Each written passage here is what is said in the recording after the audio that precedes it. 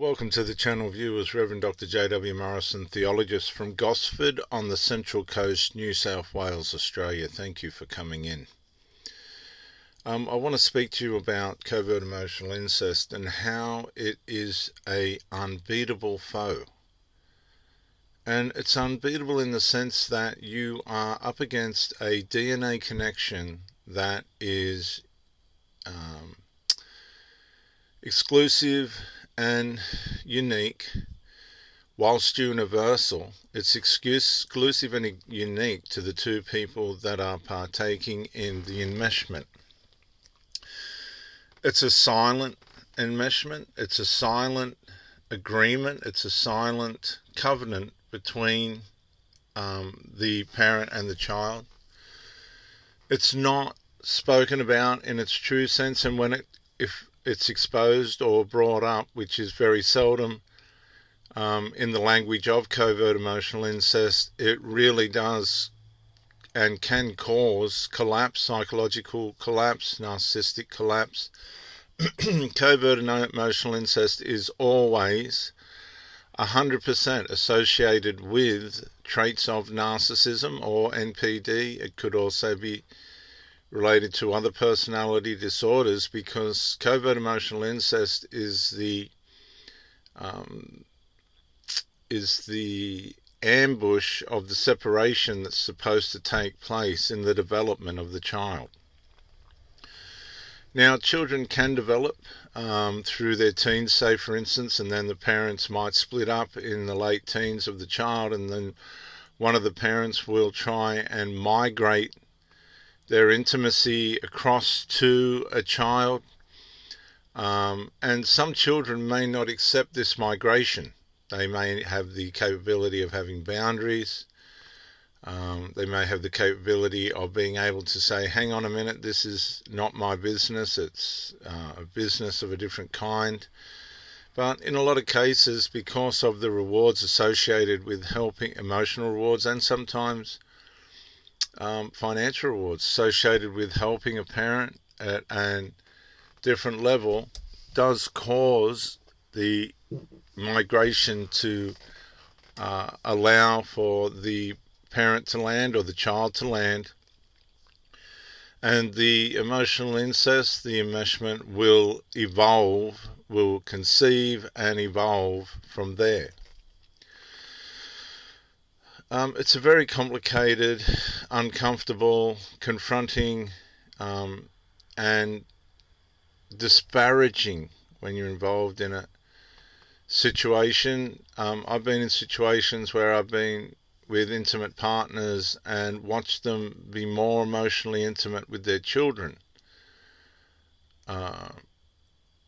by great lengths than what they were with me. And that's how you can pick up a lot of it. You'll hear the language is of a lustful type. It's just got this undertone in it that's not on the normal plane. You can see there's a closeness going on between these two people that is not acceptable. It's not normal. These people will often downplay what normal is to justify their dysfunction. Also, you'll see the gaze that they have in each other's eyes. It's like a mother with a new baby. They maintain this gaze, but at an adult level. And I've seen mothers look at these dysfunctional sons with such a gaze, you would think that they were a god. I kid you not. They gaze at these sons who know they're being idolized with such worship, adoration, and idealization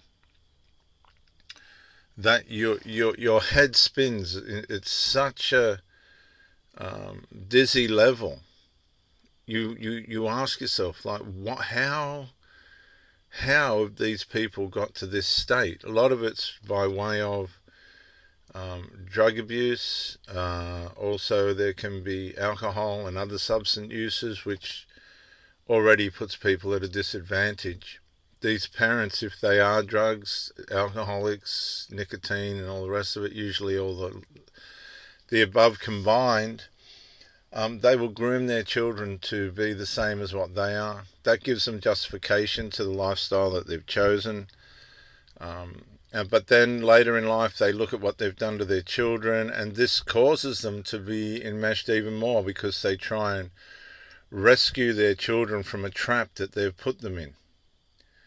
They live with incredible conscience, they live with incredible guilt and shame, but their conscience only works in certain areas of their lives. This is because there's a great part of their mind that it just seems to me they're in touch with but ignore. Because I've seen incredible intelligence right across the spectrum with some of these women, but when it come down to actually demonstrating intelligence at a level of resolve, it just wasn't there. So they seem to hide in their enmeshments, they hide in their addictions and things, and when it comes down to resolve, they're just not present unless it absolutely suits or unless they absolutely have to. And in some cases where it's a matter of you're going to lose your relationship if you don't fix this, they'll use the enmeshment as the answer for them. They'll use the addictions as the answer for themselves, and they'll let everything else crash down around them, including yourself if you're in a relationship with one of these people.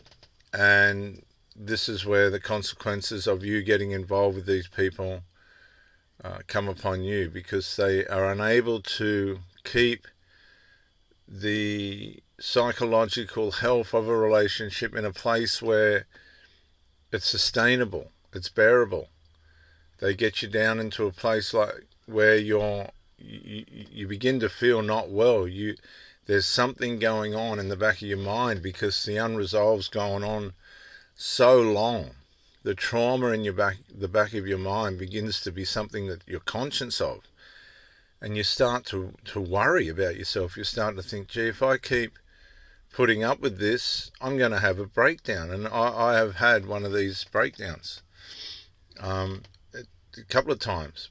I've managed to be conscious of it all and manage it, and I'm pretty strong-willed person. But the depth and the way and the evil and the way in which the unresolved works with these people is so intricate and magnificent. It can take you out at such a degree that you, unless you're conscious of it, will go down no matter what. So I hope this helps somebody. I'm Reverend Dr. J.W. Morrison, Central Coast, New South Wales, Australia. Bye for now.